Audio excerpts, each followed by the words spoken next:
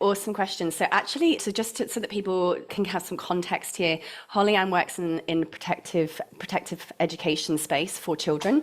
We also have a lot of you who are working in the alternative health space. So I know some of you are using alternative medicines. Some of you use things like cannabis in your work. We have some of you, we've got sex therapists here.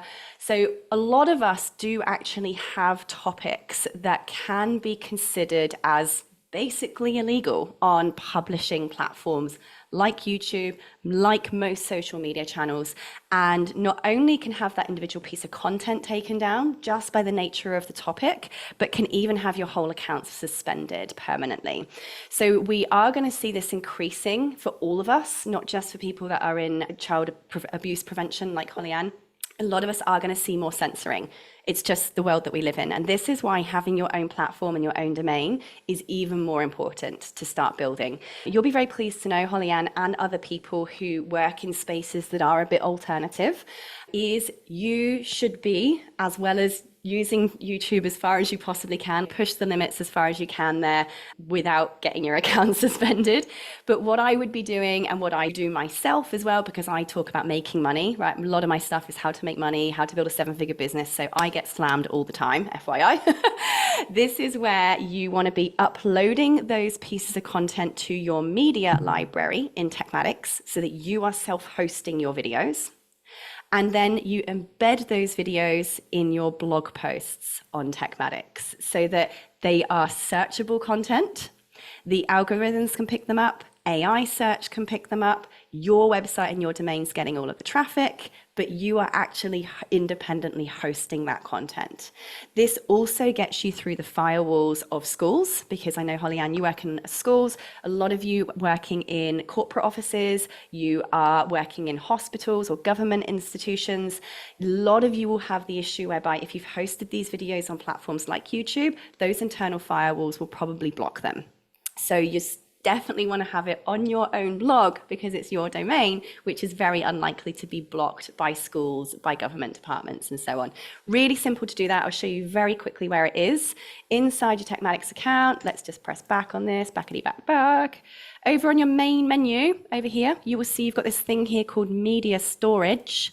Now, FYI, media storage is a little bit like a Google Drive. It's not going to allow you to put huge, massive files in here. It's only going to, it does have a limit on the number of gigabytes each file can be. So use Handbrake or another tool to reduce the size of your file. This is where you simply just press upload, right? It will open up your desktop here, drag and drop whatever file, video, whatever you want inside this media library.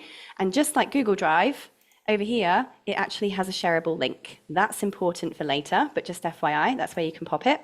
It's also where if you were sharing these resources, Holly Ann, for instance, with your teachers, you could literally just give the teacher that link to that file and it would directly open that link anywhere you want.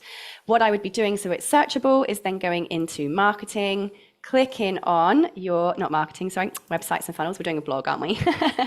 Websites and funnels. You've got your blog over here.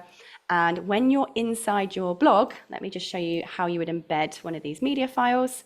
Just click on your blog site, and this will be blog.yourdomain.com. Brilliant. Your site's getting the traffic. Going to press create a new blog post.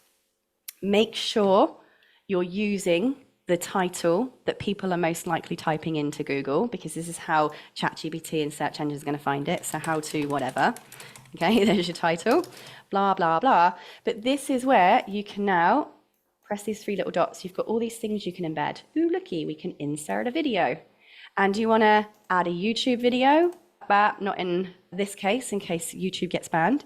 You can actually insert it from your media library and open it up. And there's your video that you've uploaded to your media library. Ta-da! No YouTube ads, no competitors ads playing on your thing, no firewall bans from overzealous school protection firewall boards. You now have your content hosted on your site and all the traffic going to you. Fabulous question.